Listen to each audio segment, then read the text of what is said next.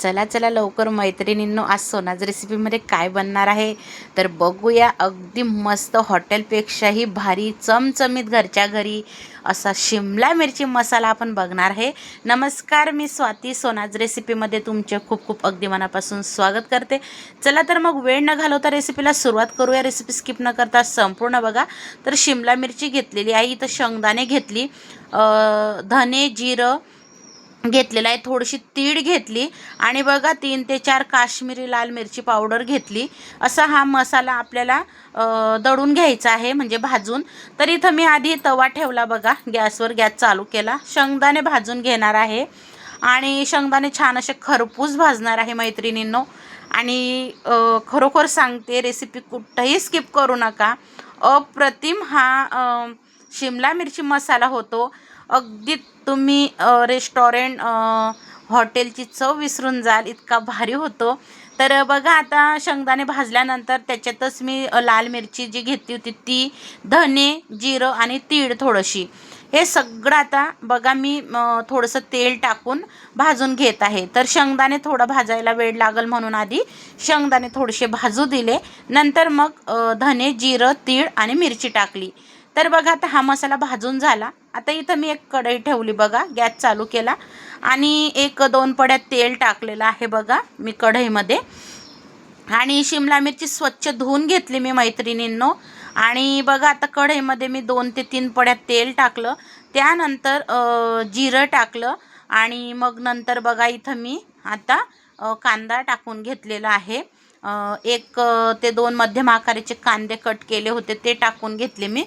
तुम्हाला कांदा कट केलेला नाही दाखवला मी. तर बघा, आता इथं मी आलं लसणाची पेस्ट करून घेतलेली.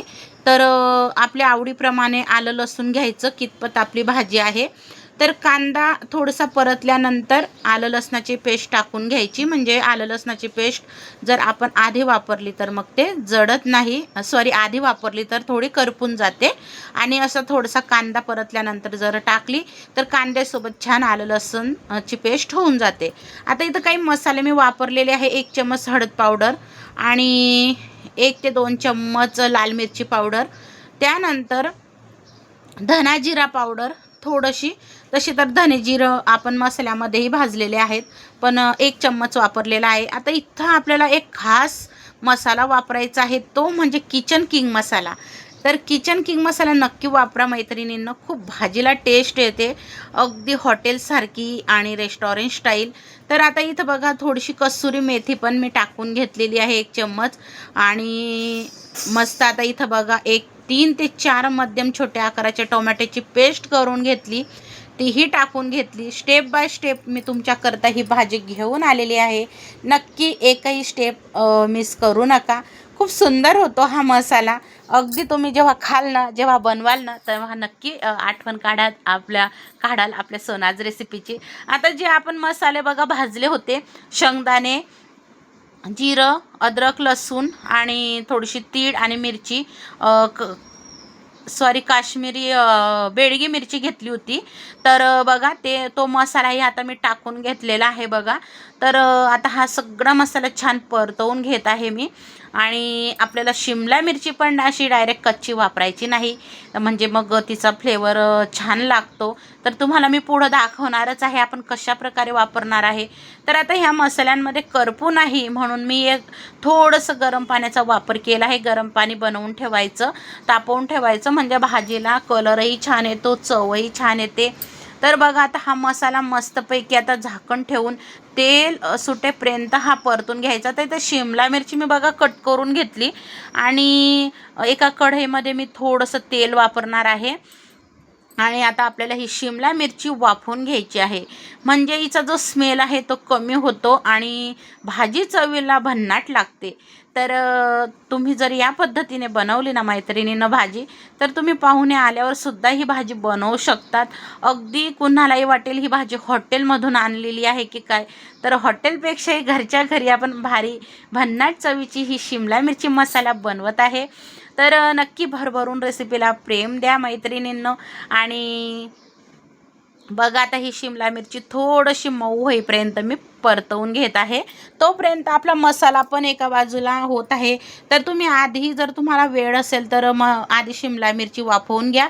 आता मला थोडी घाई होती सकाळी डब्याला, म्हणून मी एका बाजूला मसालाही होतो आहे, दुसऱ्या कढईमध्ये ही शिमला मिरची मी वाफवून घेत आहे. तर असं मग पटकन होतं, म्हणजे झटपट पण आपला डबा बनतो. सकाळच्या वेळेस खूप घाई असते मैत्रिणींनो. तर तुम्ही बघू शकता मसाल्याला इथं काय मस्त तरी सुटलेली आहे. तर असं बारीक गॅसवर थोडंसं पाणी टाकून जर आपण मसाला होऊ दिला ना, तर मसाल्याला तरी सुटते. आणि आपण जर घाई केली मोठ्या गॅसवर तर मग तरी पडून जाते.